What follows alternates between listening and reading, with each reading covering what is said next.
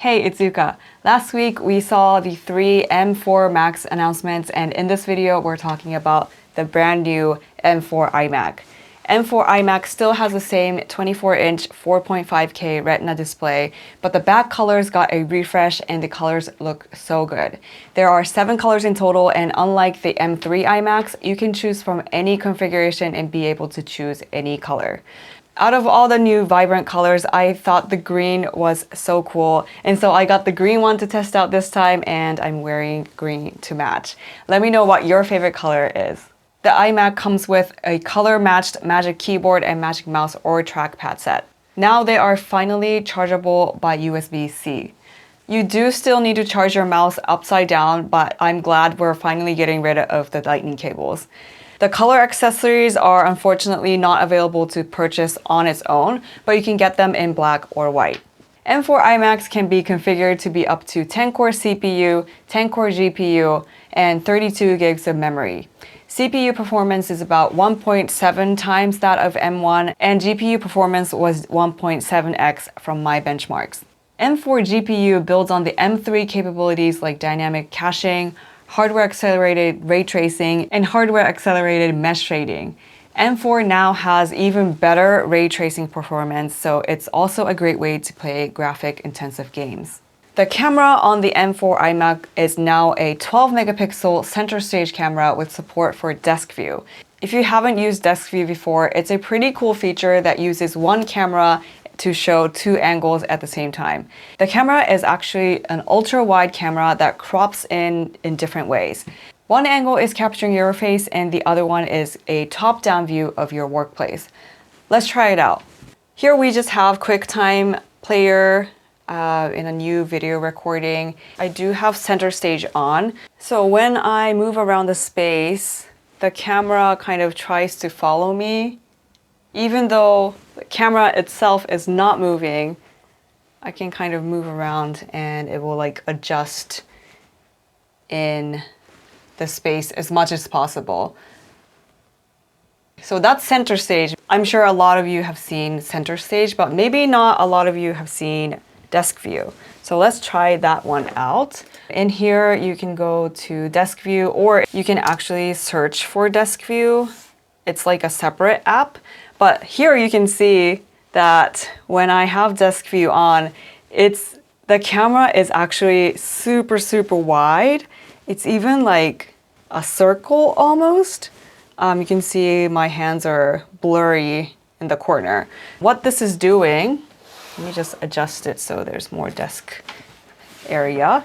You can adjust how big or small the desk view area should be, and when you start desk view, you will see that there is like a top-down view, even though it's also showing my face as well. So here I can be like, this is how you use this camera, and show people how to use something. It could be like a tutorial.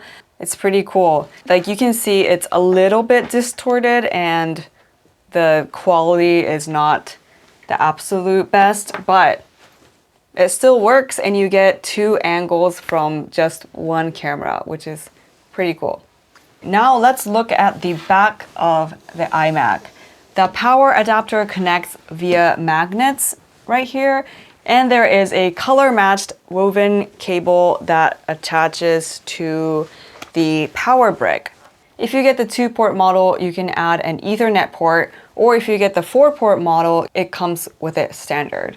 If you choose the 2-port model, you will get 2 Thunderbolt 4 ports, but you're automatically limited to 8-core CPU, and the Magic Keyboard is not Touch ID, and instead it comes with lock key, and you can only connect up to 1 external monitor.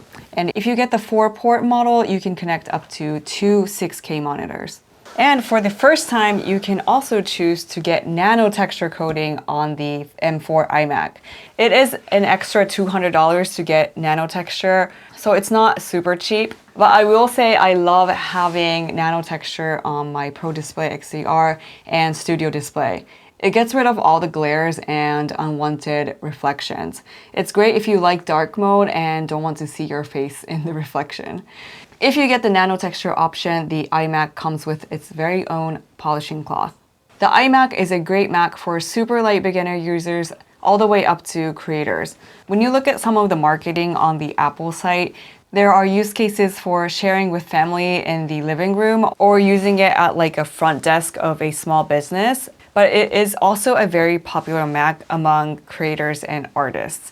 We like to have our own personal brand and may even have a theme color. And it's great to be able to choose a fun color that matches your style and aesthetic. But it's not only pretty, it's become a very powerful tool for creation as well.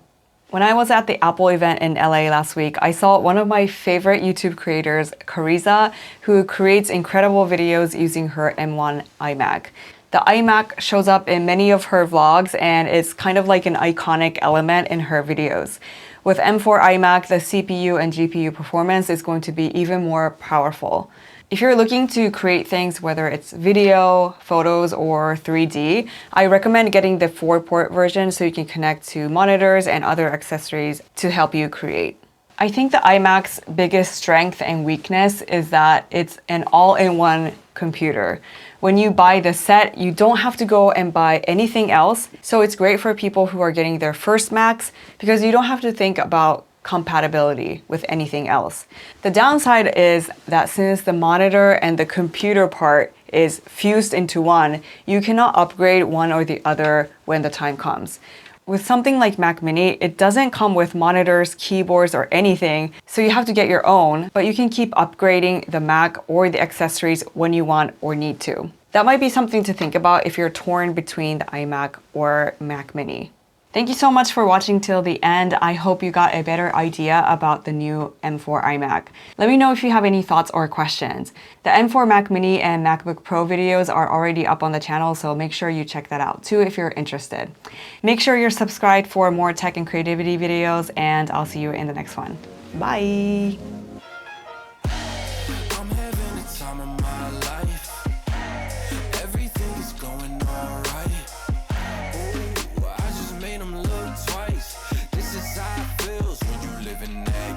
Good